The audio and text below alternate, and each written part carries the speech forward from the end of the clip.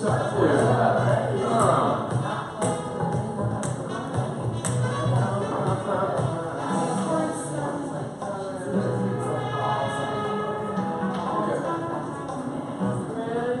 Tell me when to start. Is she downstairs starting last year? Yeah, it's so much. And I went to Sarah in the city. I was in the city. I was in Europe. And That's a city. yeah. And I'll tell you what, it was like 50 things I want to bring home. All of the clothes. It's so good right now. Yeah, that's awesome. All right, guys, you ready to get started on planned unit developments? Planned unit developments, of course, we lovingly call them PUDs, right? Have any of you guys ever been in a HBR PUD class with either Ryan or I? You've been to one, right? Yeah, just in your office. Oh, that's right. We did do that little pickup. Yeah, that's right. Yeah, we blew through that pretty quick. And I used the same PowerPoint materials. Yeah. Now, you notice that I cheated. I developed this class when I was at Ruby, and I just kept the logo up there because, you know, yeah, why change it? If it's not broke, don't fix it, right? And especially since Ryan is here today, I think that's entirely appropriate because I developed most of my expertise and knowledge with PUDs and HBRs while I was at Ruby. And it's a really tough thing that you have to deal with when you're in title. So actually, if you'll kick over to the, oh good, we've got a clicker. Well, It's very directional, just aim at this thing. okay. There we go. Okay. So to get a little background on PUDs and HBRs, it's necessary to go back to the code and kind of figure out where this business came from. Okay. How do we get the ability to do what builders and developers are doing now, where they're tearing down one house and putting 2 or 4 dwellings on one lot, right? That's what we're all here for. And so it all comes from the Horizontal Property Act, and that is TCA 6627-101. EDSEC is a fancy lawyer way of saying, and the handful of statutes that are in that same section after it. So basically that means 27-101 and everything else that's in the 27th chapter, okay? And that's of 1963, so it's fairly old when it comes to housing and zoning. It used to be the only statutory mechanism to create a condominium-style unit in Tennessee. Now that becomes very important when we get to the next slide. The only statutory mechanism to create a condo-style unit. The Act includes a one statute provision for planned unit developments. Now remember, I said 6627-101 and the few that come after it, 27. This one is 103. As a matter of fact, it is about a half a page statute. And the section that deals with planned unit developments is one paragraph. It is item B in 6627-103. And in one paragraph, our legislature has laid out the statutory elements necessary to achieve what we're going to talk about today, which is making an HBR PUD. Okay? So, on April 21st, we're switching gears a little bit now, because remember we were talking about the Horizontal Property Regime Act, or HPR Act, which was the only way to create a condominium back then, until 2008. And on April 21st of 2008, Governor Bredesen signed into law the Condominium Act of 2008.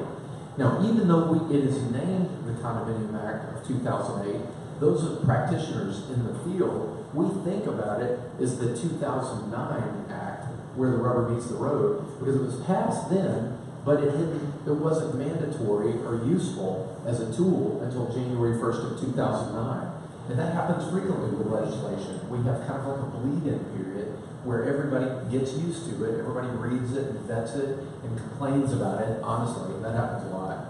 And then come the next strike date, in this case, you know, as it happens live, it's either January or July of the year, that law will become active.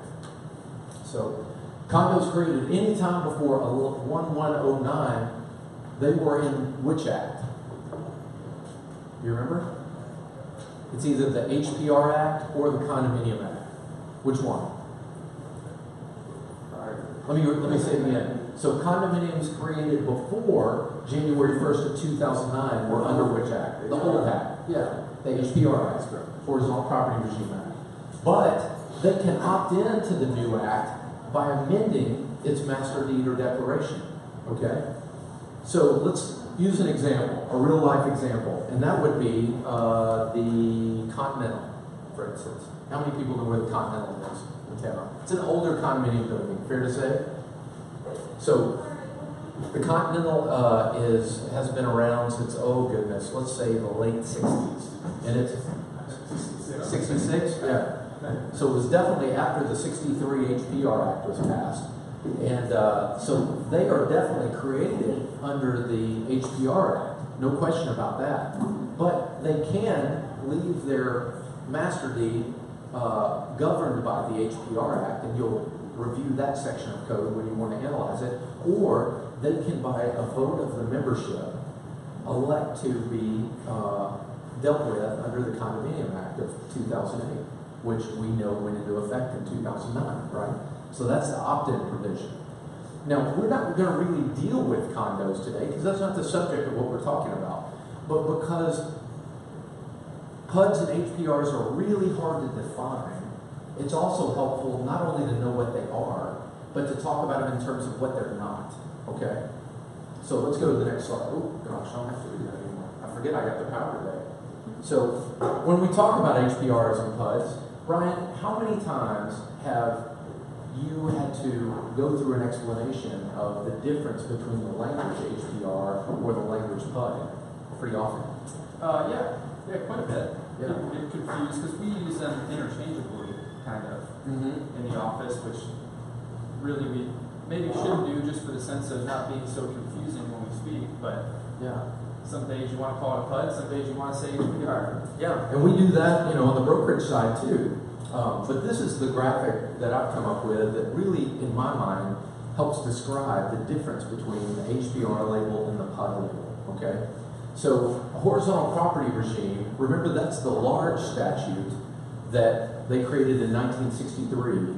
Only a small portion of that greater statute deals with PUDs, okay?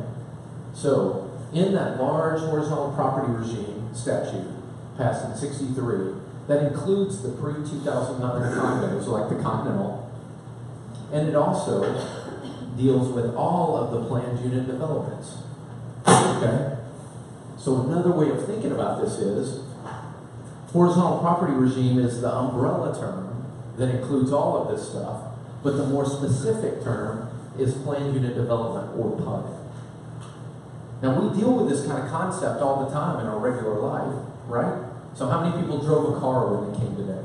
A truck, an SUV? How many people drove here today? All right, I think that's everybody, right? No public transportation, folks.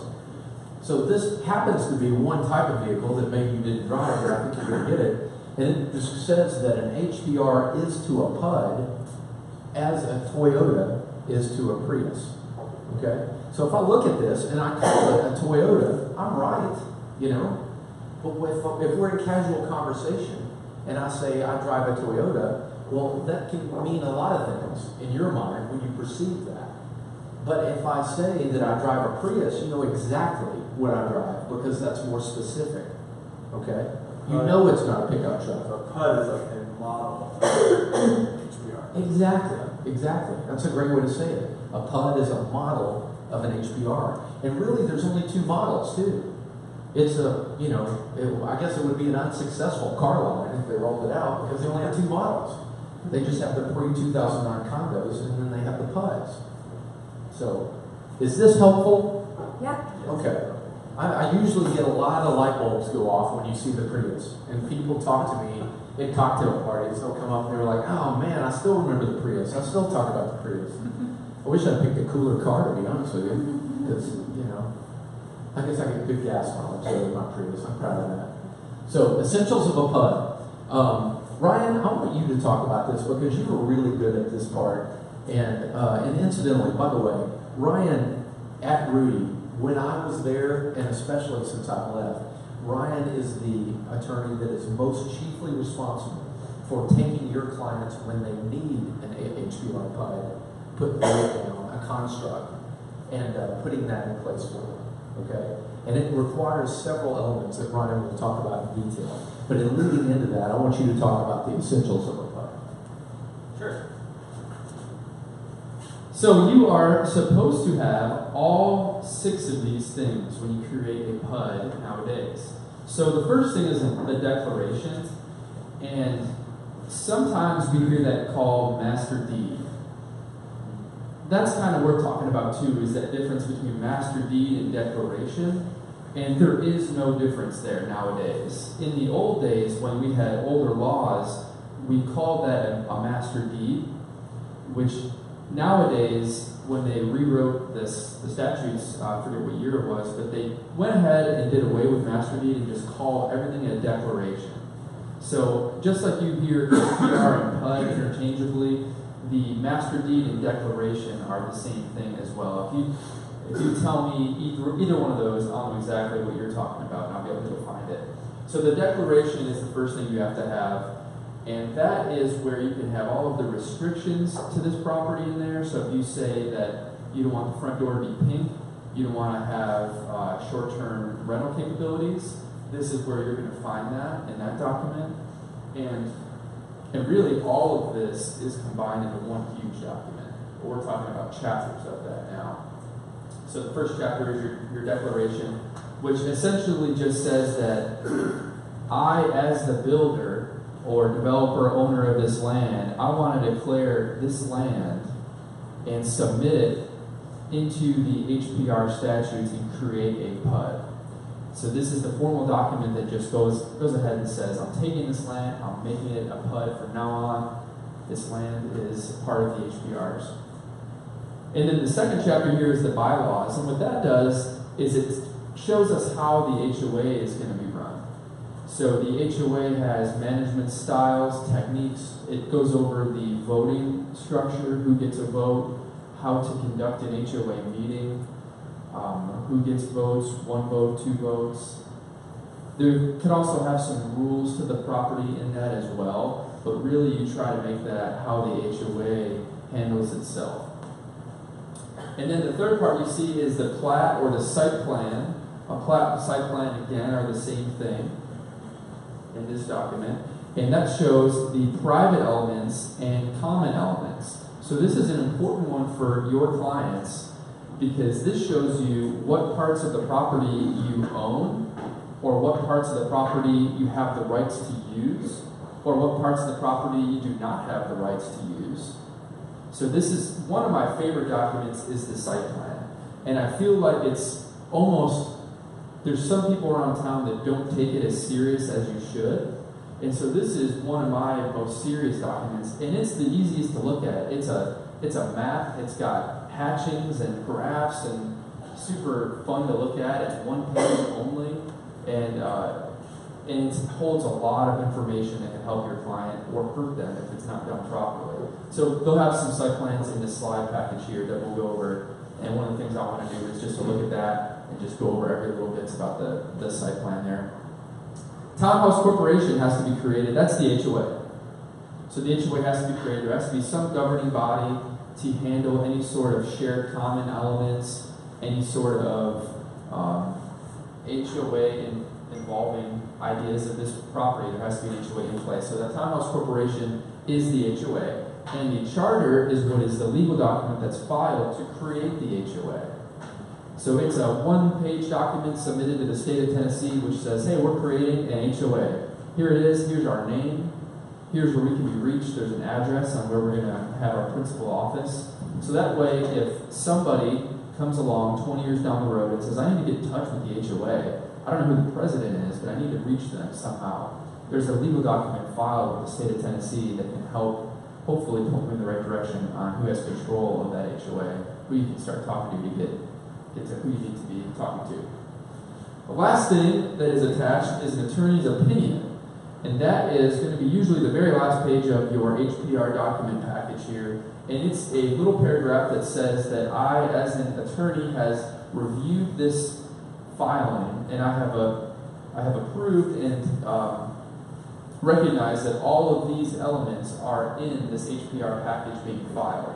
So it's just essentially just make sure that all the right things get done, because really each one of these has such an important role in this property structure to your client. Once they start living there, the day-to-day, these things matter. So this is there just to say someone needs to double check and make sure that everything that we need to be filed is actually filed.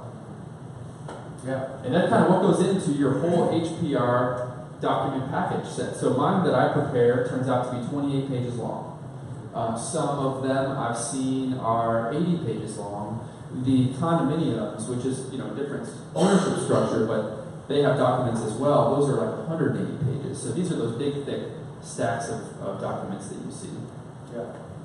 And you'll notice section 3 right here has a little asterisk there, and I put that up there because it's in describing the elements of a PUD. There is a sneaky 7th element that isn't listed here, but it's represented by that asterisk. And when we get into a later slide, we're going to define what a private element is, and I'll show you what that sneaky 7th element is. But when you guys are taking notes, feel free to write in that 7th element down there when we get to it. Just put a little note down there that it's not explicitly stated in the statute. It's just implied by the definition of private element. Okay? So, and here we are, private elements. Now, the important part is where you see in the italics here. And I wish I'd put it in bold, but I didn't. But just kind of pay attention to the italics. Private elements means and includes the lot area on which the apartment is located and the improvements located thereon is described in the declaration, and for which fee simple ownership and exclusive use is reserved for that apartment only. How many people remember back in pre-licensing? That might be the last time you talked about fee simple ownership, right? That means whole ownership of the dwelling, right? Now we get to the italicized part. Private elements shall only exist only where each apartment in the project has a ground floor and there are no apartments located above or below the private element except the one apartment located thereon. Now that's a complicated way to say what I'm going to say another way. Ooh, sorry about the static, guys. That is, when you have a PUD HPR, it has to be on the ground. And no other dwelling can be located above it or beneath it. You own all the way to the earth, and you own all the way to the sky. Okay? Does that make sense? And that actually has a lot of utility when you're driving around town, because you can... I'm so sorry, guys. What causes that? It's static. Yeah, that's my technical analysis. That's free for you guys out there in video. If we open that little door, sometimes it helps. So it's useful as you're driving around out there because you can look at buildings like the Continental, buildings like 1212 that are brand new, and say, you know what, they have units that are stacked one on top of another, and so I can immediately conclude that there's no way that that unit's a PUD in there, right? And we're going to see some confusing examples where we don't have units above or beneath, and it would lead you to believe that that is a PUD. But you can't tell just by a curbside analysis. You have to do a deeper dive. And when you don't have any dwelling above or below the one unit that you're looking at, then it could be a PUD or a condo, and you have to dig deeper. Okay? But when you see them stacked, one on top of another, it has to be a condo. Fair to say? Yep. Yeah. So that is your sneaky 7th element. I'm going back. You want to write down there, if this is the way you want to take it, remember it. Number 7 is no dwelling unit above or below, or said another way is no stacked dwelling units. Okay? And you know what? Excuse me. That's really important and useful. I had a client that was brought to me by an agent, and he had a unit that was eligible. The lot was eligible for an HPR, and he had built this house so that the main floor, it had kind of a drop-off grade in the back with a walkout basement. But he had redone this walkout basement like nobody's business. And it had enough light, natural light in there, that it created a really cool space. And he put up firewalls in between the two, and he wanted to lay down an HPR so that the upstairs was one dwelling unit and the basement was another, and sell them separately.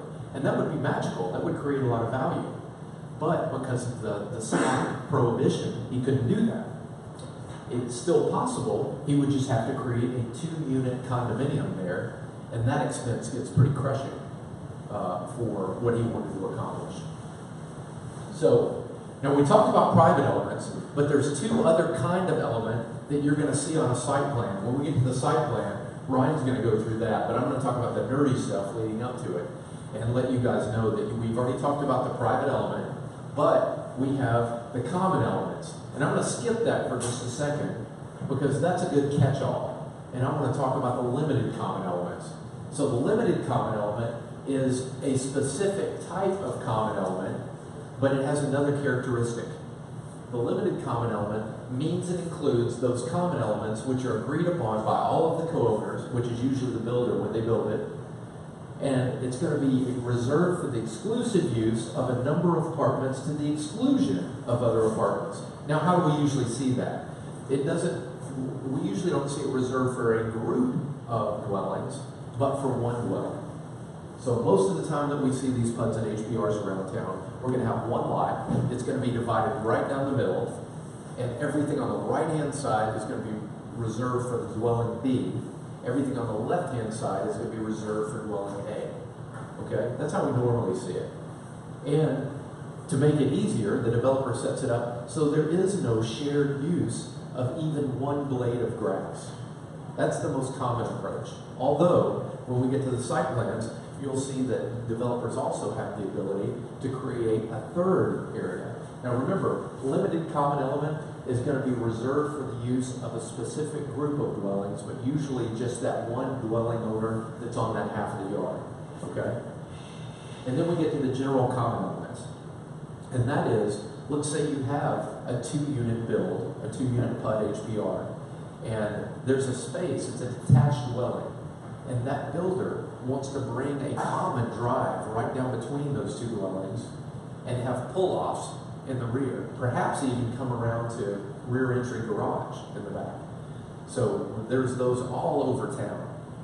When you do that, each co-owner has to have use of that driveway to get back to their pull-off in the back, right? So that means that they have to have shared use, not shared ownership necessarily, but shared use. And that's why it's a common element. Now, we're going to talk later on in the presentation about insurability, because when you have common elements, I want a hair to go up on the back of your neck, at least one hair, to say that we're going to have special insurance concerns when it comes to this property because we have a common element.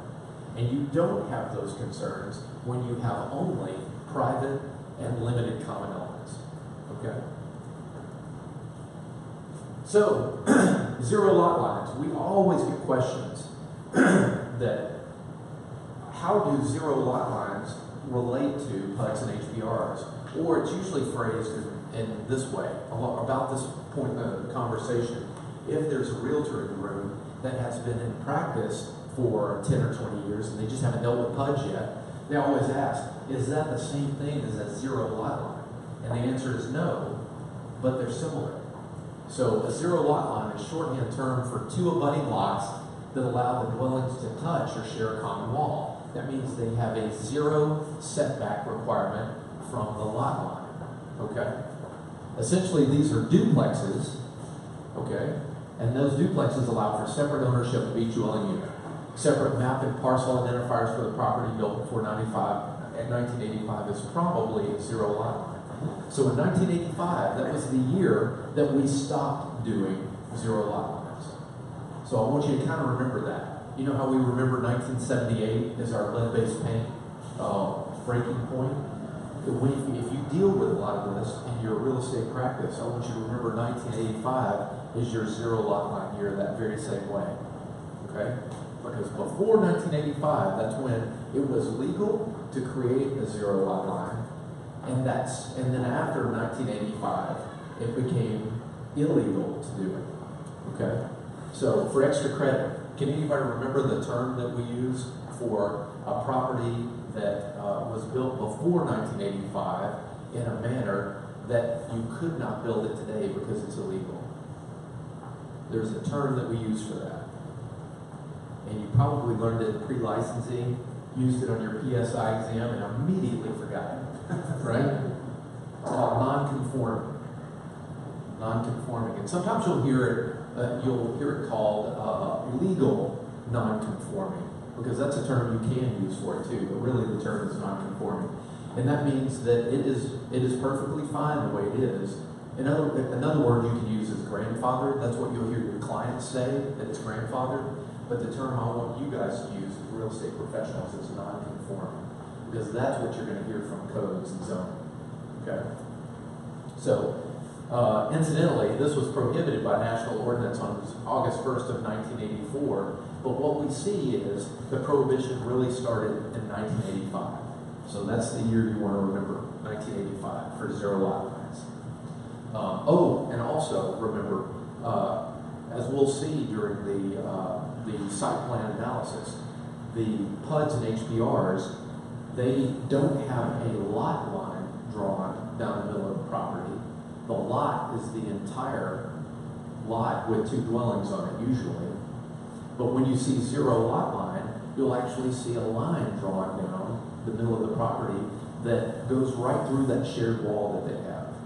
So in addition, both PUDs and HPRs and zero lot lines will have separate map and parcel identifiers. But unique to zero lot lines, they will actually have different lot identifiers. Okay? PUDs and HPRs don't. You just have the one lot that they have to share by virtue of that declaration. So this talks a little bit about the transition period. Now this is a new element that I added into my slides. If you saw my PUD class 2 or more years ago, you haven't experienced this part.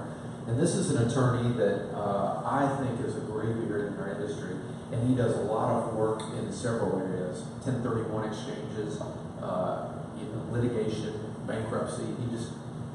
He's one of those good old-fashioned lawyers that kind of does anything in real estate. And he had a lender once that asked him to kind of educate them on what goes on with this PUD HPR business and why sometimes it's hard to tell the difference in PUDs, HPRs that were created around 1987, 1988, even in the early 90s. So he says, "Dear lender, my client has advised me of your questions to determine if this property is a condominium or a PUD." Connie, how many times have you asked that question just this month? Well, even just today, Yeah. daily I'm asking them, I'm emailing and saying condo or PUD. Yeah. Because you can't tell by looking at it, and they're always, well, I shouldn't say always, so many times they're mismarked Yeah. in the listings. Right. And so by mismarked, you mean you might have a declaration that says the Sutton Street condominiums. Exactly. But it could actually be, when you start peeling away the onion layers, it's a PUD. You're really happy, right? Yeah. Can you give us 30 seconds of how it impacts a typical borrower's process when it ends up being a condo versus a PUD? Yeah. So a condo, and this is why we always email Ryan, is when customers come to me and we're looking at their financing, there's a difference between condo financing and PUD. PUDs, we actually just treat just like a single-family residence. So just like it's a standalone home, the financing is identical for a PUD. But on a condo, the requirements are so much different. We have to get the condo questionnaires. It has to meet a certain criteria. You know, all of those questions have to be answered correctly. Get the budget, the master deed, all of that information, insurance. None of that is required with PUD. The other thing is if somebody's going FHA, we have a customer that's an FHA approval. The condo development itself has to be approved FHA, and very few of them anymore are still approved. The approvals only last 2 years. Once they expire, unless somebody's really on top of their game, they're not getting that recertified. And once that expires, the customer cannot purchase in their FHA unless the development is approved. So it's huge. Yeah. It completely eliminates a lot of properties that your person can even look at if if they have to go FHA and it is truly a condo. Are they doing any FHA spot approvals? They stopped the spot approvals years ago. They've been talking about bringing them back, Yeah. and we're hoping that they will, but at this time they're not. Yeah. Yeah. Okay.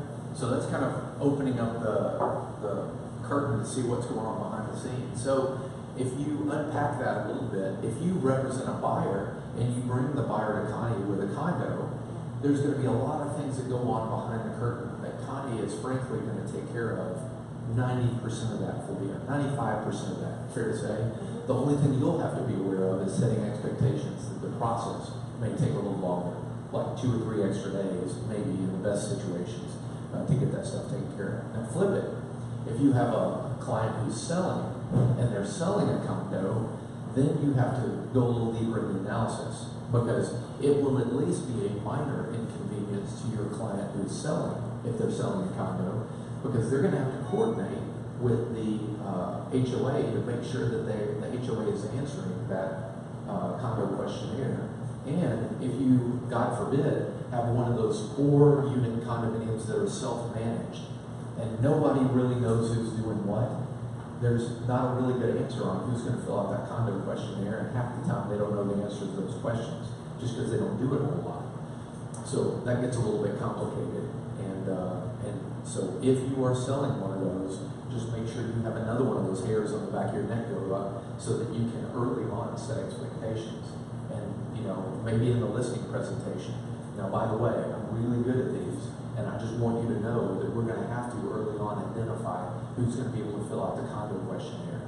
Because unless we attract a buyer that's paying cash, we will have to fill one of those out. Okay? And then in your listing presentation, you are going to look like the bee's knees, because nobody else is going to tell them that. And nobody else is going to have that deep knowledge. They're going to have to trip over that fact and react to it later, where you're already going to be leaning into it. You're going to have that knowledge ahead of time. Okay? So I paused in the process of reading this. It says that, he says, this attorney, in communicating with the lender, it's difficult to look at a 2004 document and try to make it a PUD under 2017 definitions when this letter was written. The Horizontal Property Act authorizes PUDs and pre-2008 condominium-style dwellings. I recall the developer wanted a condominium set up with the PUD language to enhance sales and fit the appearance of the units. The idea of private elements was just beginning to evolve at that time. Now, we've seen up at Love Circle in particular, there are what I like to call platypus dwellings up there, because they were just trying to, they were coming out of the zero lot line phase and trying to develop the terms and the characteristics, and lawyers around town were just getting good at it. They weren't as good as what we are today. And so you'll see a lot of those dwellings up there on Love Circle that it's hard to tell. It really is. And Connie, I know we probably, when you and I were doing this a lot, we would run into one about every 3 or 4 months that somewhere in town was just during that weird phase, you know. It's almost like growing your hair out, you know. You always have to go through that ugly phase. Well, right up until about 2004, that's when we were growing our hair out. Now, from 2004 to 2018, we got some glorious long hair that looks amazing. But before 2004, that's where you're going to see those ugly ones. Now, he says, this one appears to use the term PUD and townhome, which was proper under the Act, but there is no private element. Now, how many people remember our requirements? Back here. If there's no private element, is it a PUD? I'll give you a second to get down to number 3 before you answer that question. No, it's not, right? If there's no private element, it cannot be a PUD, okay? And conceptually, what we think about when we look at PUDs and HPRs is, the concept is when you buy a PUD, you are buying the dirt, the private element underneath there. You own that dirt. You own the structure of the dwelling, which is important for insurance. And you own all of the airspace inside the dwelling. But if you guys go out and buy 1212 today, and I hope you do because I want to come to your housewarming party and your pool parties, you are buying only the airspace in that unit. The HOA owns the structure. They own the plate glass in many instances. And so, and the things that they own, they have the duty to repair. So for that reason, we insure them wildly differently. Because when you insure a PUD, you're going to insure the structure of the dwelling because you own it, and you've got to rebuild it. But when you're just buying the airspace inside of a condo, the HOA owns that structure, so they have to insure it under a master policy that they put together. Okay? So that's the way those typically work out with insurance. And we'll talk about that more in the site plan too. So this particular attorney says, as this development tool evolved, we saw and created all sorts of combinations of these types of developments. prior to 2005 to meet the developer requirements as opposed to lender requirements. But as we all know, the lending business has also evolved over that same time, and now it's common knowledge why the PUD designation with private elements is preferable to lenders today, for all the reasons that Connie just talked about. Because it's essentially a shortcut for her and a time shortcut for your client. They can move forward through underwriting so much faster. Okay? All right, Ryan, you're up. Site plan stuff. So, like, can I ask a quick question? Oh, yeah, please. And this may be a really silly question, but I know you said that a lot of times on listings, it can be mismarked, whether it's a condo or a PUD. Mhm. What's the best way for us to get to the bottom of that? Well, I think you're going to get some tips and tricks. You already know one, right? That's that sneaky 7. So there's a whole category of stuff that you can say, I know that's a condo now. Okay. Okay? And you're going to accumulate through this lecture some other tips and tricks to figure out whether it's a condo or a PUD. Okay. But I'll be honest with you, Connie is really good at it, but she doesn't stop there. Because what she does, she has to put it through underwriting, and she has to send along a certification that she's received an attorney's opinion on what that is. Now, you don't necessarily have to go that far because you're not right up to the wire. But once we get through these tips and tricks, we'll have a lot of question and answer at the end, and then you guys, we'll talk more and flesh that out, what you guys need to do. You just kick the tires before you put it in the lens. Okay? All right, site plans. And I'm really excited we have a few different examples here. We could spend a little more time looking at these than we normally can at the Tuesday meetings when I'm usually here. So when we're looking at these different site plans, they're from 4 or 5 different developments. So each PUD or each HPR in their documents only has one site plan, just like this, one site plan. So these are not connected. We're looking at a few different examples of different properties. When we're looking at these, it's important to keep in your mind the different labels that we're going to have. There's 3 of them. There's private elements, we keep hearing that, limited common elements, and common elements. So those 3 things. And when you're looking at a site plan, those 3 things want to be in your head and what you're thinking about, because you want to figure out where they are on this property. What part is the private, what part is the common, what part is the limited common. So this is a standard HPR that we see all over town here. 2 units, tall and skinny, front to back, no shared elements, nothing like that. There's probably a fence down the middle here.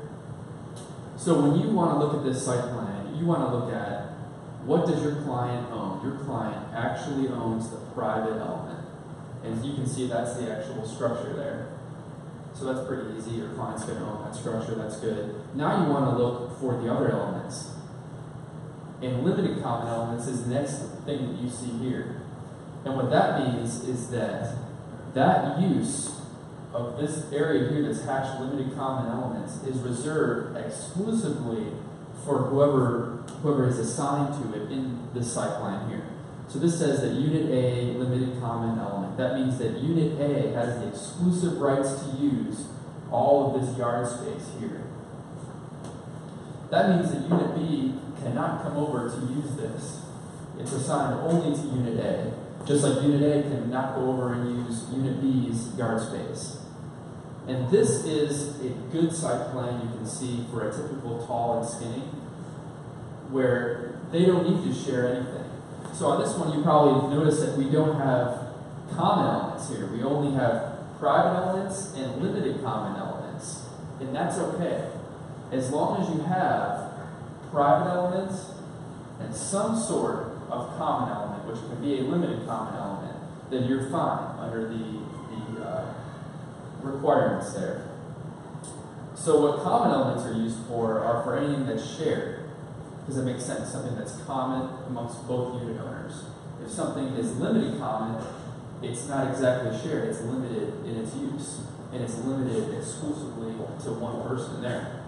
Go ahead. Is there a reason why there's those 3 categories then? Because if no one else is allowed, if only the people that own Unit A are allowed to use the limited common space of A, why is it even called a limited common? Why does it have that designation? Why is it just called a private space? Exactly, yeah, great question.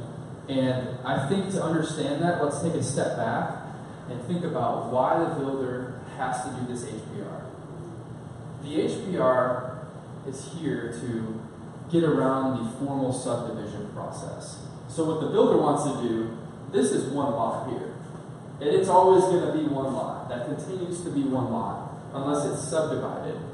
But to subdivide a lot formally through Metro, it's time consuming, it's costly, it's going to take 3 to 6 months. Sometimes it's probably going to cost $3,000. You have to go to Metro Council meetings. You have to go to 3 meetings.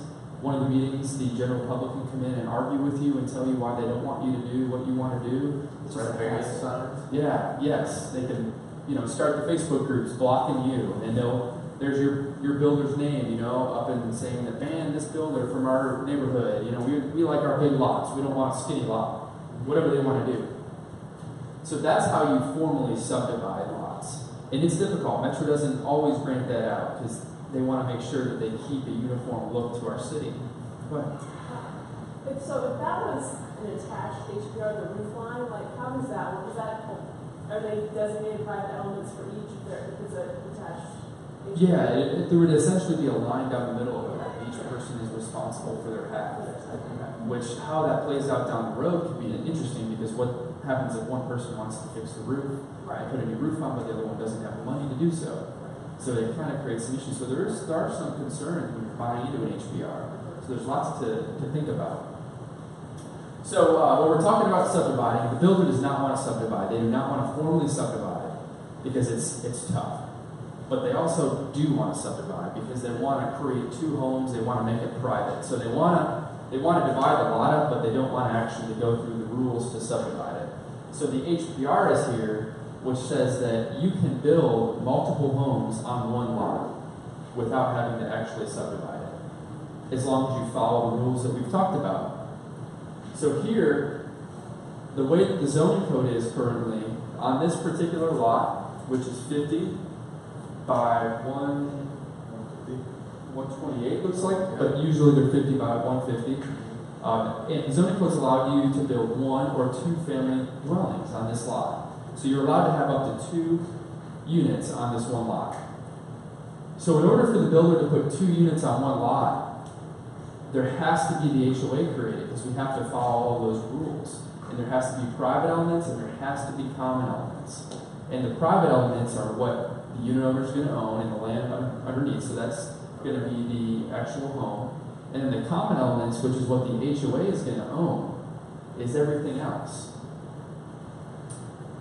So one thing in this. Go ahead and ask your question. Oh, well, I was going to say, so is it kind of the limited common element? Is that just kind of like a workaround? It's actually private, but it's just kind of semantics Exactly. to give the property owner. Yeah, the way that it's going to play out is it's going to essentially be private.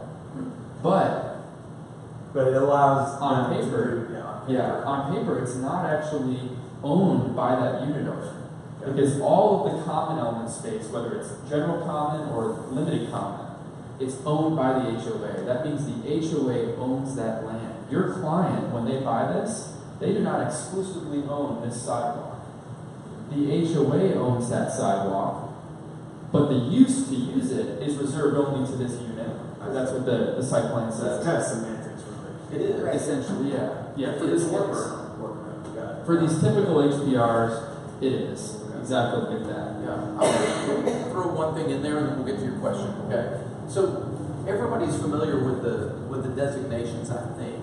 So when you go out there, you're going to see an R 7.5 or an RS 7.5. Is everybody familiar with the R versus the RS? Yes. Okay. So real quickly, the RS says that if I buy this lot that has an RS designation, I can't do this. Okay? I can't build a duplex on it, and I can't build 2 dwellings and put a PUD designation on it. But if this is an R designated lot, I can build a duplex. Okay? Now I can go in here and build a duplex on this lot and not even have to pay Ryan a penny to do that. Okay? What do I get if I build a duplex in terms of my map and parcel identifiers? 1. That's right. I get 1 map and parcel identifier. That's because a duplex can only be owned by how many owners? 1. That's it. And the reason that you want to hire Ryan or somebody like him is to take your duplex that you could build and give 2 maps and parcels and make them individually severable to different owners. That's really the whole fundamental purpose of what we're doing here. We can always build the 2 dwellings there, they just have to be owned by the same person. And the PUD HPR construct gives us the ability to sell those to different owners and sets up the rule book that they're going to play by when they start fussing around about the fence or deciding, you know, oh, this guy wants to barbecue over here or something like that. That's fundamentally it. So now we looked at that first site plan. Oh, and one question also. You're probably going to address it, or you can wait until like the general thing. Okay. It's about what is recently happened, what happened with the nations where the homes are a little too close together. Oh yeah. Now And so it's not really built into this, Okay. but hang on to that question till the end Yeah, I think- because it's a violation of setbacks essentially. Yeah. So as I mentioned before, that whenever you get your hands on some HPR documents, you want to flip to the site plan, which is going to be towards the rear. It's going to look something just like this to figure out, okay, let's get a layout of this property and see who owns what, if we have anything shared. So let's see if we can find something that's shared. This one here. Good example of a property where we've got a typical 151 by 50, so 50 by 151 lot. And on this property, 2 units that happen to touch together, but there's also this shared common element that you see in here now. So now we're introducing some common elements that's shared between both unit owners. So now we have our private elements, which is easy to see. Okay, there's my actual unit, that's what I'm going to own. And now everything else that I don't own is owned by the HOA, of course, but the rights to use it is limited based on what the site plan tells us.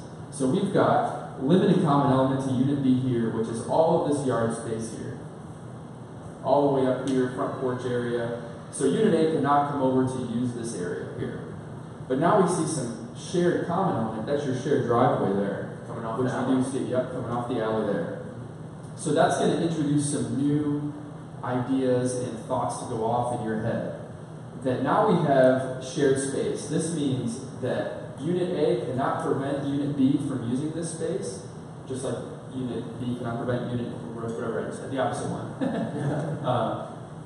So that's a driveway that has to be there. Both people have to use that to get back to their parking pads. But see, it also changes. So they share this center portion here, but the parking pads aren't. So this was nicely done, because this means that Unit A cannot be parking his cars over here at these parking pads. So sometimes we see that the surveyors will just put the driveway all as common elements, which gets the job done, but really, Unit B wants to have his own parking pads, Unit A wants to have their own. So that goes one step further to divide that up. So the only shared space is right here. Now let's talk about if they didn't mark that as common element. What if somebody didn't catch that and just they divided it down the middle like we saw on that last site plan? And this half was limited common to Unit B, this half was limited common to Unit A. Well, that means that it's not shared. That means that both unit owners don't have the rights to use the limited common space, that only one unit is assigned. So that would essentially mean that Unit A is not supposed to be touching this part of that driveway, and Unit B is not supposed to be touching that part. It would kind of be a headache, because how does that get resolved, you know? Everybody has their motorcycles. Yeah, that's right. Motorcycles only. So that's one big thing on why we want to make sure that this site plan is accurate as to what's going on. Also, now that we know that the driveway is shared, so we know that both unit owners are going to have the right to use that. Nobody can block somebody from being able to pull in and all that.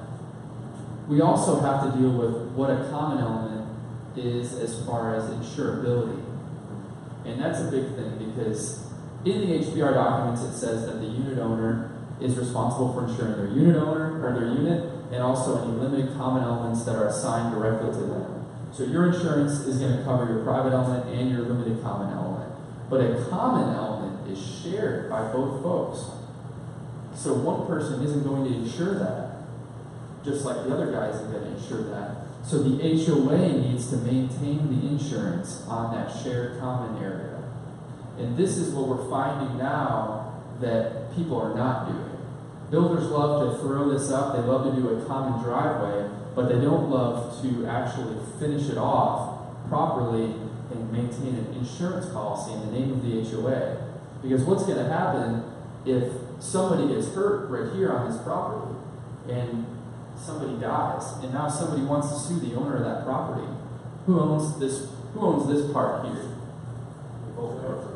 The HOA does. Yeah, the HOA, which they're both made up of. So the HOA owns that area there. So what happens when somebody wants to sue that property owner, the HOA? The HOA is going to come to court. Are they going to have insurance? Well, this guy's insurance is only covering his area. This guy's insurance is only covering his area. If there's no insurance on that right there, it's going to be a mess. And essentially, what I think would happen, we don't see too many cases get this far into court, but I think that you'll be able to sue both people individually and collect from them individually. And your insurance policies are probably going to say, sorry, we didn't insure that because you didn't ask us to, and we weren't going to do it anyways. So you're liable for that. We're not going to cover you. That's what we think is going to happen. So this is a pretty serious thing. So we are seeing that lenders now are getting tuned into this. So we're seeing a requirement at closing that we show proof of an insurance policy for any common elements that we have, which is great. It's a little more work on the selling side of things, because that means your seller has to go out and find an insurance company to insure that, get that policy. It's not much money at all, a few $100 for the year, I think, or every 6 months. So it's not a crazy amount of money. You can share that cost between the other unit owner. Hey, let me also give a shout out to our trusted partners here, because when you have something that's complicated like this, I want you to know that you're on the fast track to success. When you, let's say for instance, you're a realtor that doesn't typically use one of Brian, Carden, Connie, or Ryan and Ruby Title. You've got something else going on. None of these guys are going to get up in there about that. They will always try to win your business, but they're never going to get buttered about it, okay? If you have one of these guys come up, I would strongly consider putting that trifecta team together, because as you have seen, Connie is really good at this. Also, as you have seen, Ryan is nearly an expert in the field on this stuff. And he has other people down at Ruby that are experts in the field as well. So he's not the only guy down there. And Brian Carden has got over many years, 10 or so years, really good at identifying the insurability here. And as you've heard about during 51 minutes, he is always making sure that there's no gaps in coverage when it comes to insuring this product. This would be a gap otherwise. So just when you have one of these come up, again, the hairs on the back of your neck are going to help you out. And this may be the time to put together that trifecta to make sure your client gets good, efficient coverage. One of the other things I want to mention is when it comes to the coverage right here, this is an evolving area of law right now. If I were to poll the agents in Village and say how many of you in all of the homes that you've ever handled, the entire brokerage, have ever had a client call you and they have an insurance claim that occurred in the driveway of their home? Probably not many. Maybe not any at all. And for that reason, insurance costs are all about risk. So insuring this guy right here is relatively cheap. I can tell you that I live in a PUD HPR. It's a 4-unit PUD HPR. And instead of pulling up a middle drive off the back, we have an alley, and then we have a fence that's built right about there with a 30-foot easement for parking all along the alley. So everybody can pull off and park in any one of across, 4 lots. I don't know, I guess it's about 100 feet all the way across. However many cars you can fit wide, 100 feet. So we have to have an insurance policy. The 4 of us have gotten together, and every year we pay $500 for an insurance policy to cover all of that land back there. Ours is a little more expensive where I live, because I live, you know where Martin's Barbecue is on Belmont down here? I live right behind that Martin's Barbecue, also right behind Sun Records. And Sun Records owned the 2 lots that became 4 units, and they sold them to the developer only if the developer would leave them a 30-foot easement in the back that they could use for some of their parking. So Sun Records also parks in those spaces during the day, and they use that for overflow parking. It's fine by us, but I say that so that you know that our insurance policy is a little more expensive because we have regular other parkers that come in there beyond the homeowners. We also have another piece of the policy that is director's coverage for the HOA management. So they cover that piece there. All that to say, I think that if it weren't for those two extra enhancement pieces, you could probably get insurance coverage on what we've got for 4 units for about $300 to $400. And for 2 units, I'd say it's about, $200 to $300. So it's not crushing at all. I want to talk about one more really important thing about site plans that you guys really want to know, and it's pretty easy.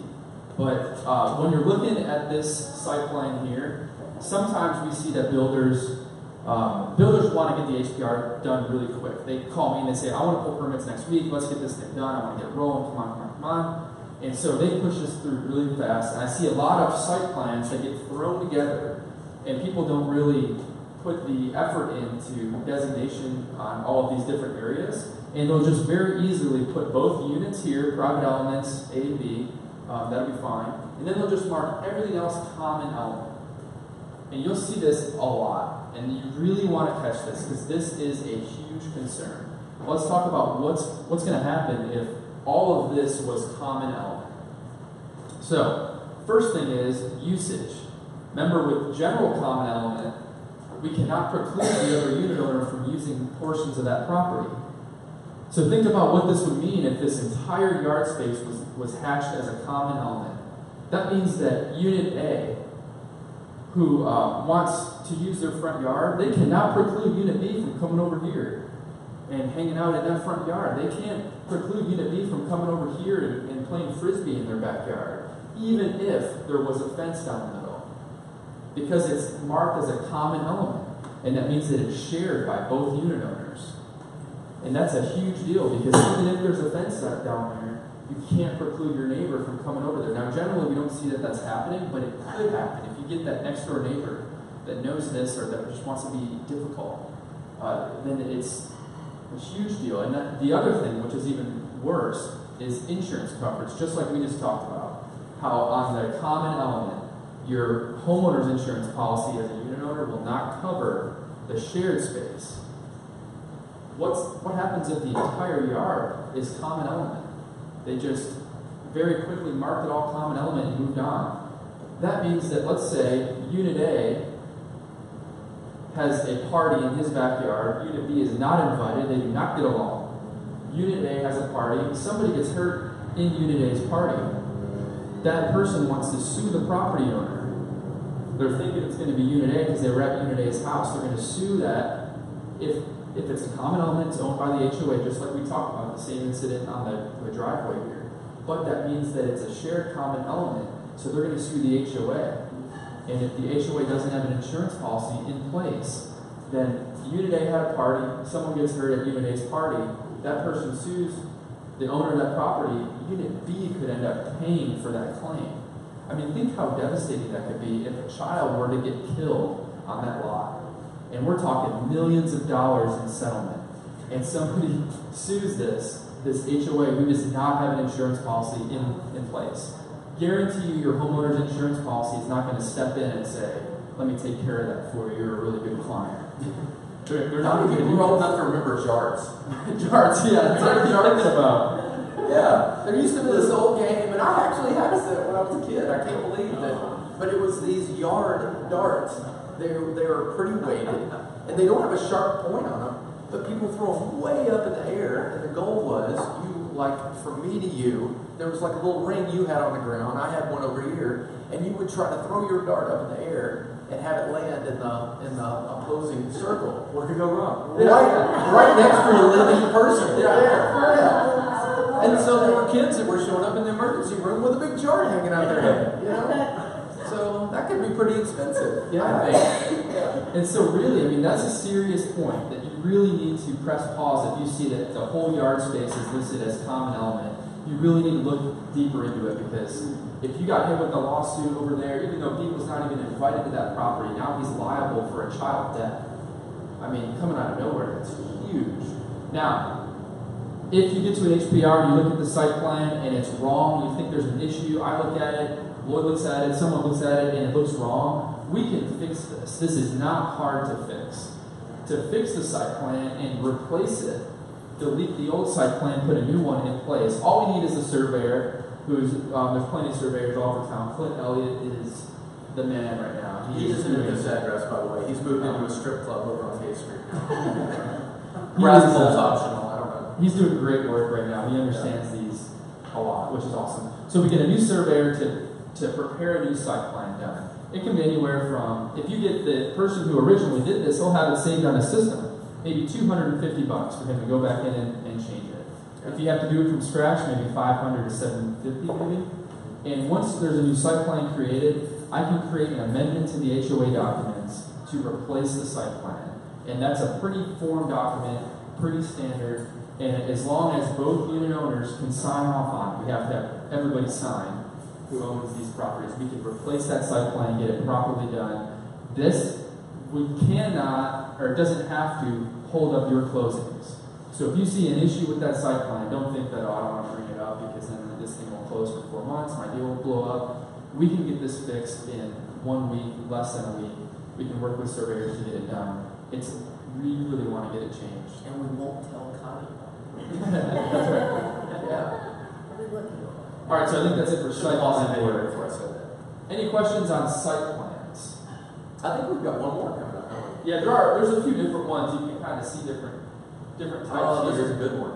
This one's kind of tricky. I don't know if you've seen this one, right? Yeah, I've seen this It's one. the limited common element being shared among the Yes, that's rear right. two owners and not the front two owners. A little tough to see the prints small. We've got everything hatched out, which I like because it just makes it easy to identify area. And then there's the legend down here so you can see what is shared to everybody. So on this one, there's 4 units on one lot. It's always going to be one lot. That doesn't change. We've got Cahal Ave over here and Emerson over there. And I think there's a village agent involved in this one, I believe. Anyway, so these unit owners, of course, are limited to common elements, so they get to use all this area over here that's hatched for them. In the back, this area here is hatched only for these guys individually. But then there's this area here, which is a little bit different. And if you have to look to see what it is, you would maybe think maybe that's a common element, maybe that's shared by everybody. But it's not shared by everybody, it's only shared by these guys. So it's not a general common element because these guys don't need to use that. So they actually made an additional limited common element assigned only to these 2 unit owners here. So that was Incidentally, you can't tell it by the labels, but this street right here is more like a right-of-way alley, okay? So you guys know that clients would much prefer to live on the front, right? Those are easy to sell. So what they've done in this case is put a little candy here for people that want to buy the back. There's a reason to do that, because you have this space here that is reserved exclusively for you to share with this other rear owner to park. That's only the rear owners. So when these front owners start having a party and parking back here, or park back here individually, these owners can go back to the declaration in the site plan and say, no, you don't have a right to park there, okay? You only have street parking up here, it would appear by the layout. So I think that's pretty cool. It's kind of tricky, but this is a perfect illustration of limited common elements don't have to be reserved for one dwelling. They can be reserved for a small group of dwellings. You also see it, have you ever seen a subdivision development, where they have a gated portion in the back? Like not the whole subdivision is gated, just like almost like an exclusive first class subdivision in the back. Sometimes they'll do that with a PUD and make that rear portion a PUD and make the limited common space reserved for everybody in that gated section. You can do that if you want. Has anyone ever seen a front to back HBR, which is where there's like a 50 by 150 lot, there's a home in the front and then a home in the rear, so they're not really side by side, and maybe the rear home would have alley access and the front home has street access? We see a few of those done. Let's kind of imagine that this is that. Let's say that there's no street here. South Street's not here. That's another property. So we have alley access on the rear, and then we've got street access on the front here, a front to back HBR. Something to think about when you're looking at those is the designation of the limited common area here. in that Metro will require that you have a mailbox on the street. You can't have a mailbox on the alley. So they're going to make the unit in the rear have a mailbox on the street. So this guy has a mailbox on the street here. But if you're looking at this site plan, all of this area is reserved only to this unit owner. There's no way for him to get from Exactly. Not without cruising the streets, right? That's right, yeah. So and let's think, I mean, let's see, if he's in a big strip of homes, he can't just easily go around. Technically, this unit owner does not have the right to walk across this property to get to his mailbox. So we've seen concerns with that. And, you know, that would only come up if the neighbors didn't get along, if someone really knew what this was and wanted to say, you know what, I really don't have to grant you the rights to use this. I'm sick of having you create a little walking path in the rear of my property every day or, you know, whatever. So that's something to look at too. There's ways that we can fix that and get around that. But that's a big one that you could look out for your clients because that could cause them a headache in the future. This one, you know, if you turn your attention to this one as it's shown up here, you know, kind of stepping aside from Ryan's example, which is great. You see this is 15th Avenue South and South Street right there. These are beautiful units. I've actually been in 1503. It has a beautiful rooftop deck. It's already sold, so don't get excited about a buyer you may have for it. Although, you know, maybe they'll list with you. But there's a mistake here. And you guys have the tools now to identify the mistake. And I want to give you guys a couple of seconds to see if you can figure out the mistake. Ryan, you may remember when you fixed this mistake. Yeah, I didn't even see that until you just pointed that out. Yeah. Yeah. Now it's not a drafting error. Clint did a great job. He did exactly what the builder told him to do. But this is going to create a problem with home ownership that is even more significant than what Ryan talked about with the mailbox. And it has to do with driving across property. Who sees it? I see it. What is it? Because it's only. Yeah, that's right, yeah. So if you're 1501, how do you get in your garage? You can't do it. Now, they could have brought this driveway right over here, and they would have been fine. That's one solution, right? But that's a real costly solution to lay all that concrete, let alone what kind of aesthetic value they have over here. What they elected to do is have one common drive right here to drive over. So what should they have done? Anybody else? The main strip to the far left. So from here down, Yeah. and make it a common. That's right. And then have limited common for the little section there for 1503. And then Yeah. So you're saying this would be limited common, just like their front yard, right. and then all of this could be limited common, even that little strip right there, 1501. because this guy would need to use it, right? Yeah. Exactly. And sometimes what we'll see is they'll pull this one down to about right here, because this guy needs a little bit to back out in usually. But they'll pull this on down here and make the whole thing common all the way, so this can become a shared guest parking spot. You know, they can just share that guy. But it's also implied in these documents that where you have a common access, you can't have a party and just park there. If you're this person, you can't get mad at this guy and just say, you know what, I'm going to leave my dually right there all the time. That way they can't get in and out. Because that's going to be ingress and egress only, where it's common. Okay. So if you see something like this, you want to flag that because your client's going to be really upset if they buy this house and this guy decides not to let him through. That's going to be Yeah. In this case, Ryan spotted this mistake and he called the builder and he said, I see a disaster in your future and I'm going to save you from that disaster right now before you sell one of these units. And he called up his buddy Clint and said, Clint, I need you to change my hatch marks right there and build this developer for it because that's so much cheaper than a solution 2 months later. And then Ryan got the new site plan with a new layout there, filed it in an amendment, we're off to the races, everything's good. Disaster averted, right? Yeah. So these are some of the things that you're going to be able to see when you pull these documents up. Incidentally, how many people have ever used Metro Maps, sometimes referred to as GIS? Metro Maps or GIS, yeah. Is it the same as parcel view? Yeah. So it's the way in Davidson County, and there's other counties equivalents, but in Davidson County, we can go into the metro planning, GIS maps, geological or graphical information display, and figure and look at these as they lay them out in their tax mapping software. So one of the things that you can do is pull this up, and you'll see the map. You'll see the lot numbers, which is going to be just one lot number for this. You're going to see the tax map and parcel identifier for each one of these sections, because we agreed earlier that they're all going to have their own tax map identifier. But over on the left-hand side, you're going to see a listing of detailed data, and there's going to be 2 blue links on that left-hand side. Now, I'm sure a lot of you have already explored this, but for those of you who haven't, the first blue link is going to be the last deed of record, the last ownership instrument of record. Usually it's going to be where, when you're, at the time you're looking at it, whoever owns it at that time, that's going to be the deed that they acquired ownership with. Okay? Now, if you go down in that detailed data that's on the left-hand side of the page, you're going to get to another hot link over there that's blue and underlined, like what we're used to seeing hot links look like. And that is going to be the last development document of record. Okay? Now, as long as there was no hiccups in development, I can go to that second link and pull it up. And on a property that Ryan did the work on, that is going to be my declaration.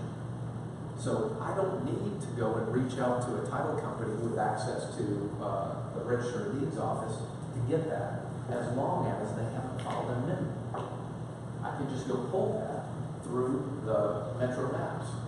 And that's going to be important, because remember, that's the rule book of how these owners are going to behave with each other. That's something that you want to give your client if they're a buyer. And that's something that you have to, by contract, provide to sellers, provide to buyers if you're listed.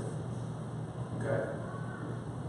So remember that that's there for you. That's Metro Mapping, and you can pull that up. Now, if you do pull that up, and you find that it's an amendment, in this circumstance, if you pull this up, you wouldn't find the whole declaration. You would just find Ryan's amendment. And it would be an amendment with a new site plan. It says, we threw out the old site plan, this is our new map, and that's it. And so in that case, in the header information, Ryan put in that first paragraph that this instrument serves to supplement or replace the instrument, and they list the instrument number that it is amended in there. And so you can look at that instrument number and call up anybody with Register of Deeds access. You can go visit the Register of Deeds yourself downtown if you want to, and ask them to pull that instrument number for you, and that will be the declaration. You can email anybody at Ruby Title and ask them to pull that for you. And I have some limited Register of Deeds access. You can come to me or email me, and I can pull that instrument for you if you need to get that declaration. But it will also naturally come up in the title search. No, you hang on to it. So, commonly confused with PUDs, we have condominiums both before and after 2009. We have single-family residences. Sometimes those are done in such a way that they're so close together in the development that they look and feel more like townhomes than they do single-family residences. Incidentally, when we're having our condo and PUD and HPR conversation, the word townhome always sneaks in, okay? And a townhome is an architectural style. But when it comes to our legal definitions of condominium versus PUD and HPR, townhome has no place in that conversation, okay? Because like we'll see in just a moment, there are things that can be built in a townhome style, and it can be either way. It can go PUD or HPR. And here's our guy, Gale Park. So Gale Park, if you look at that, you can see the clear breaks in there. How many people have ever looked at Gale Park at all? Those are by Kroger. It is, yeah. Over by 8th Avenue Kroger. Back in the day, we used to call it Murder Kroger, but now it's called Ghetto Kroger. Yeah, that's right. But now they have more cheese Back and in all donuts. days, Yeah. It's proof positive, but we've gotten fancy. So clear breaks between those. I do know in this development that there are no garages. It's outside parking only. So when you look at that, could that be a PUD? There are no dwellings that are stacked, I'll tell you that little piece too. So it could be. But in this case, when they developed Gale Park, they elected to go with a condominium instead of a PUD. Now, Connie, how does that make you feel? It's always really confusing because I did a lot of the financing at Gale Park, and they're site condos, so it's a whole different. It's basically they're treated just like single-family residents, which is maybe even more confusing because I just told you all it's condo. This is the exception. Yeah. But when Connie calls us up and asks us, you know, if she asked me or if she were to call Rudy, our answer, legal opinion is these are condominiums. Yeah, but they're site condos, which for financing reasons actually puts them in the category of single-family residence. Yeah. So what about this guy? Any guesses as to what that is? And I'm going to tell you, this was built before 1985. It could be an HBR, except that it was built before 1985. Zero lot. Yeah. But I'm glad you said that, because please don't be shy to shout out answers, because that's how we learn the best, right? So if this was built last year, I feel very sorry for the people who built that, because they need a new builder, I think, or at least a new architect, because this is definitely The tree tired. What's that? That tree looks great, though. Yeah. Does it though? A lot of potential for that tree. That's right. I don't know what they got. It's really close to our house. It's very close. What's that? Maybe that's a Suzuki Samurai. I don't know. But they've got a yellow ribbon on the back, so they're supporting a good cause. American flag. Yeah, God bless them. Love America. But this one, it's hard to tell, but there's a front porch right here. And then there's also a side porch right here. And this dwelling, there's a hard line with a shared common wall that goes right down there. And essentially, it's an L-shaped building where this guy has this whole part going all the way back pretty deep. This guy has the wider part that is a little more shallow. And so that's a zero lot line. And when you have a zero lot line, you don't have a declaration. You just have essentially a plat that describes the zero lot line. You can see a little bit right there. So you have the porch right here, you have the L shape right there, you have a drive that you can pull off on either side, and not only do you have maps and parcels, but as the plat references, you have different lot numbers. And it's hard to read those, but those are individual lot numbers that you see there in the parentheses. So when I go into GIS or Metro Mapping, I'm going to pull up the last development document of record on this, which is not the first hyperlink, but the second, right? And that last development document of record is going to be a plat. And I'm like, wait a minute, this isn't a PUD at all. But then I'm going to say, I remember Lloyd saying, you will say this, I remember Lloyd saying that this property, if I see one of these plats, it's probably a zero lot line, and I'm going to confirm that by looking at the dates. And the date is before what year is important to us in the analysis. 1985, that's right, 1985.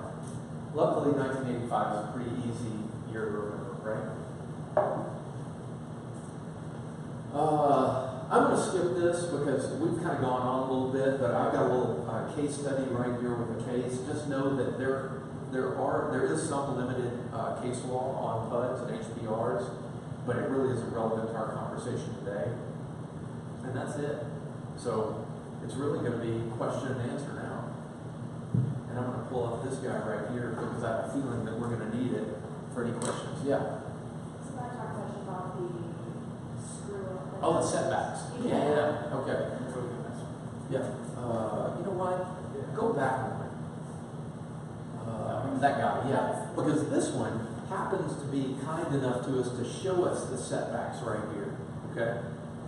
And it says that the way that this was approved, by approved, meaning that they have to submit their building plans to codes after the HPR is created by Ryan and his team. And to pull permits, they have to show that they're in their building plans that they're going to leave a 5-foot setback here and a 3-foot setback here. Now, a setback just means that you're going to come, the dwelling space is going to be at least 3 feet off of the property line or the building line, because we know this is not a property line right here. What is the purpose of the setback? Is it just codes being mean?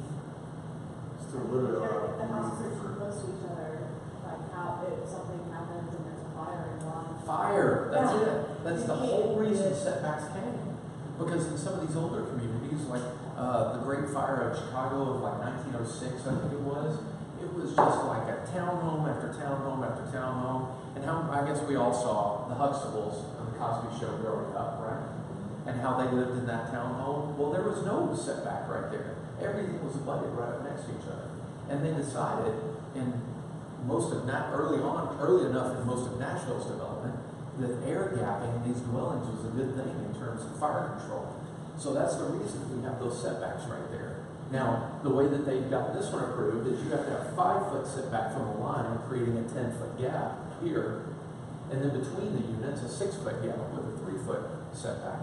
Is that pretty standard? Yeah, it is pretty standard for a PUD. R6, if it's zoned R6, Yeah. which is probably what this one is, which is very common, then it's going to be up 5 feet on each side, and then they allow 3 foot in the middle of your HPR. I know my personal property is zoned RS 3.75, and that allows me 3-foot setbacks all around.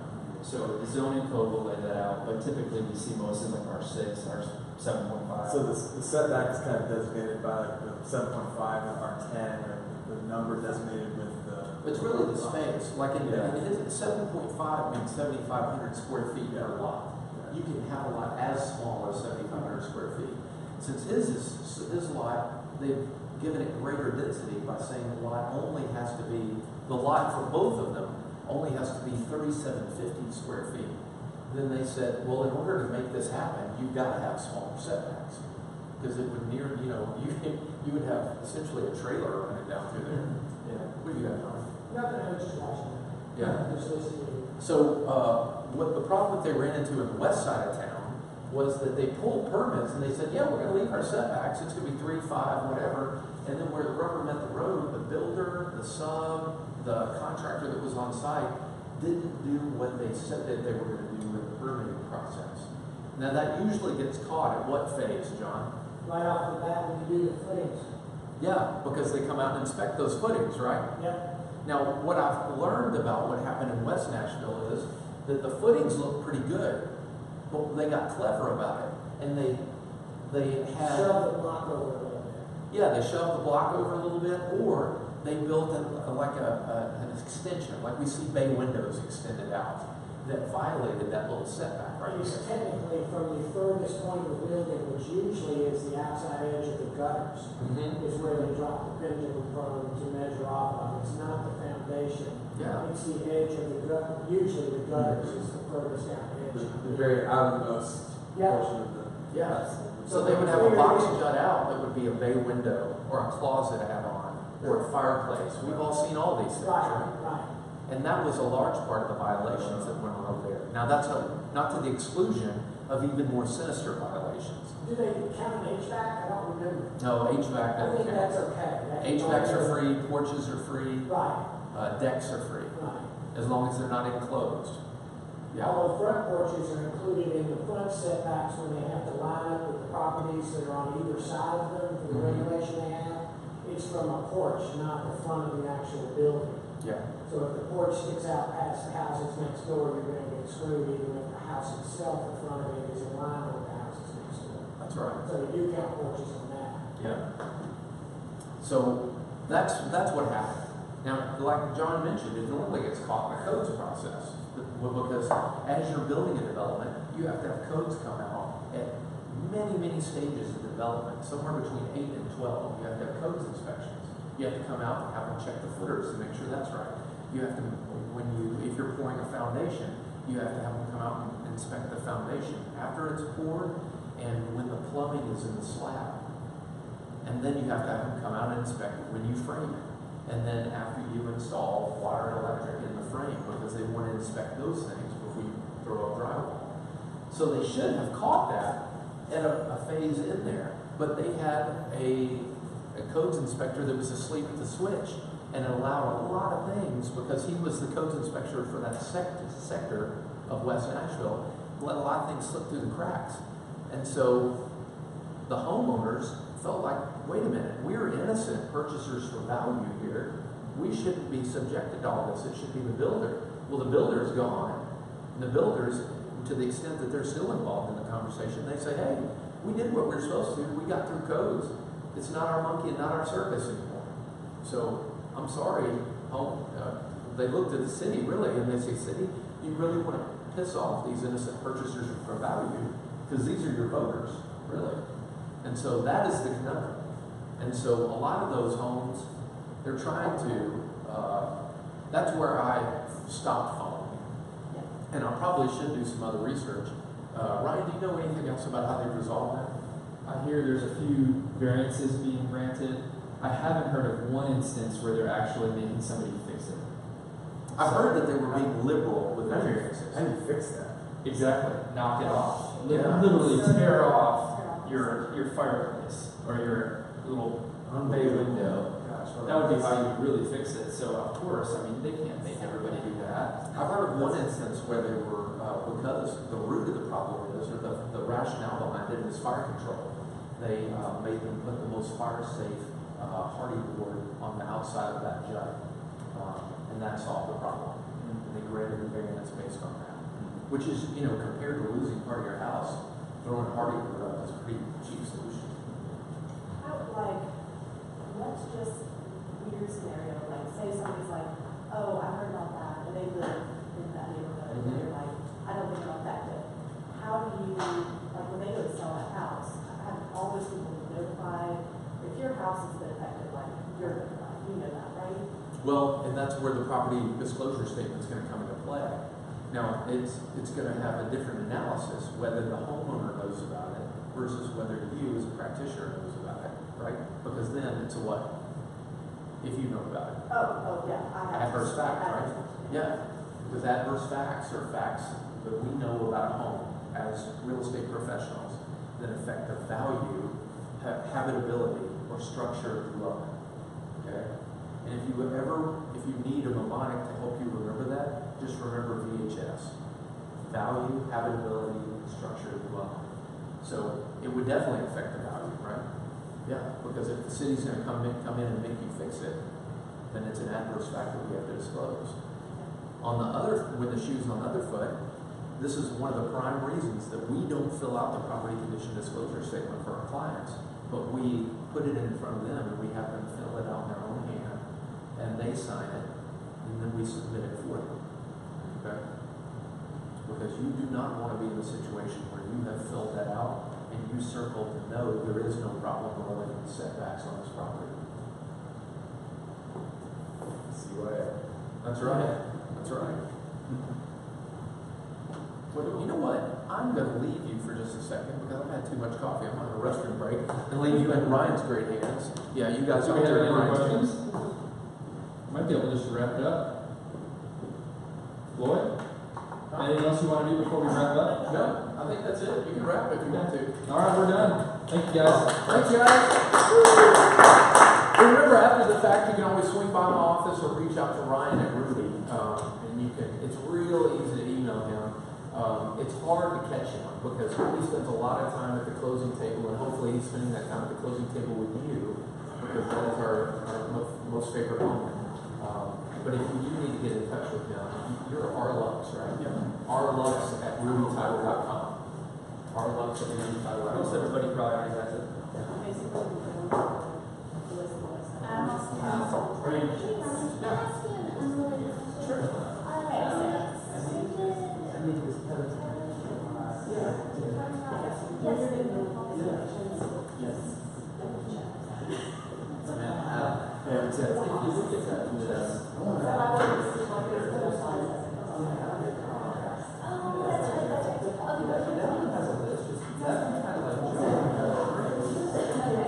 Really, so if you look at that list, and any of those items listed are a concern, then maybe